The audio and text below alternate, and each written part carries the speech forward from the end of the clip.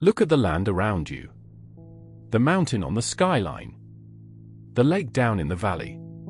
That strange round pond no river seems to feed. The old people had one answer for all of it. Long ago, they said, a giant walked here, so vast that a single footprint filled with water and became a lake, and one scoop of earth became a mountain.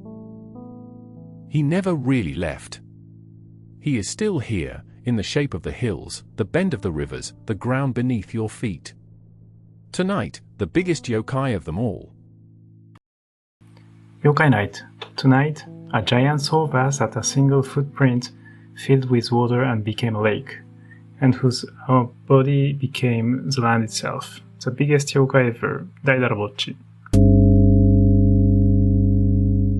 Meet the Daidarabotchi, a giant, but not a monster in the usual sense. He doesn't hunt. He doesn't haunt. He is simply enormous, gentle, and old as the hills. Wait, is he the glowing forest god from Princess Mononoke? The Night Walker? That towering night spirit was built on this very giant. Miyazaki borrowed his vast, gentle scale. But the original is far older than any film. How big are we talking? Big enough to step over a mountain range. He goes by dozens of names, Daidarabotchi, Daidarabotchi, because nearly every region in Japan claimed him as its own. So he's less a beast, more a force of nature. Exactly. The Daidarabotchi is the landscape itself, given a body. And that is precisely why people needed to invent him. Man, of all places, gave a giant room to work. Few lands on Earth are so restlessly shaped. Mountains fill almost 3/4 of it. Its coastline shatters into more than 14,000 islands. And crowded onto ground smaller than California stand over 100 active volcanoes. Almost nowhere is the Earth so varied, or so alive. So the land itself was almost begging for a story. It was, and this was long before geology. No one could yet picture the slow millions of years that raised a mountain, or cradled a perfectly round pond no river seems to feed.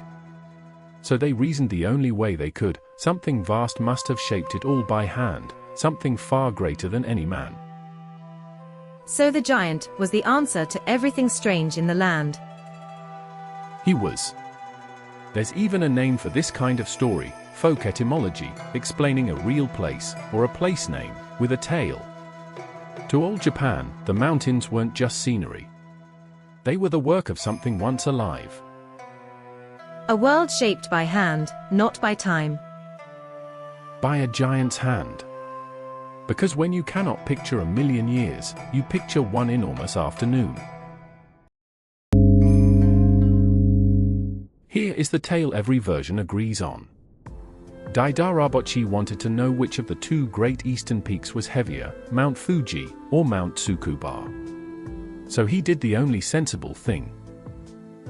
He tied both mountains to a carrying pole, slung it over his shoulder, and lifted. You can't weigh a mountain. He nearly did. But the pole snapped under the impossible weight, and the two mountains crashed down exactly where they stand today. That, the old people said, is why Tsukuba has two peaks, and why it sits just there, across the plain from Fuji, to this day. So every step of his rewrote the map. Every step. He drank whole rivers, flattened plains, and nudged hills aside, never out of malice. Just by being so vast that the world bent around him. A gentle god of accidents.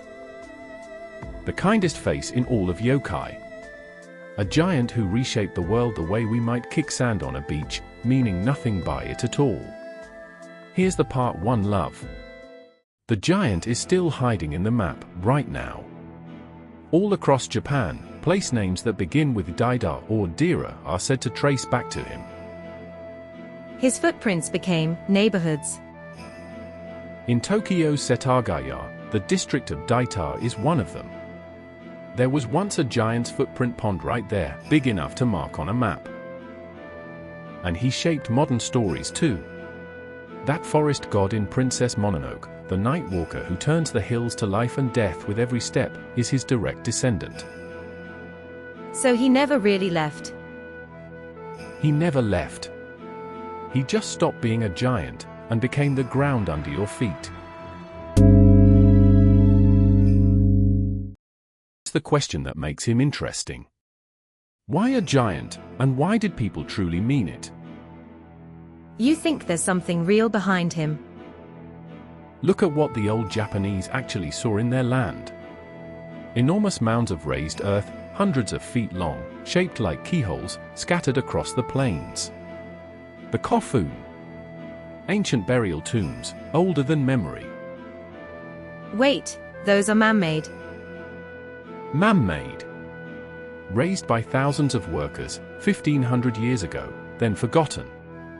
By the time the giant tales were told, no one remembered building them. So picture a farmer beside a hill of piled earth no river or storm could explain. What could have done it, but something vast? So his history, wearing a giant's shape. Some scholars think exactly that. The Daidarabotchi may be a memory of the people who really moved the earth, the awe of a nation looking back at what its own ancestors had built.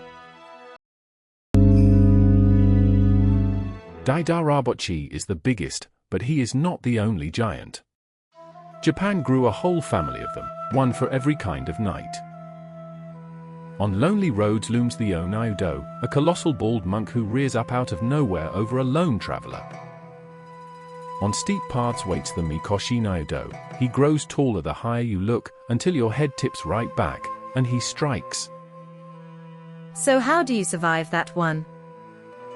They say you look him down, from top to toe, and calmly declare, "I saw you first," name the trick, and the giant deflates. And along the coasts waded our Shinagar Teinagar, one on endless legs crossing the deep, carrying the other whose endless arms scoop up the catch. Every one of them the same quiet idea, that the road, the mountain, and the sea were all just a little too big for us. What surprises people? The giant who built the world isn't Japan's invention. Nearly every culture reached for the very same story. Other countries have a Daidarabotchi. China, Pangu, the primordial giant whose body became the mountains, whose breath became the wind, and whose eyes became the sun and moon. In the Norse north, Ymir, the frost giant from whose slain body the gods built the earth, the seas, and the dome of the sky. In America, Paul Bunyan, the giant lumberjack whose footprints, they swear, filled with rain to become the Great Lakes. And in Aboriginal Australia, the rainbow serpent, the vast being whose winding path through the dreaming carved the rivers, the gorges, and every waterhole. Everywhere, a giant made the ground. Because nothing smaller ever felt big enough to explain it.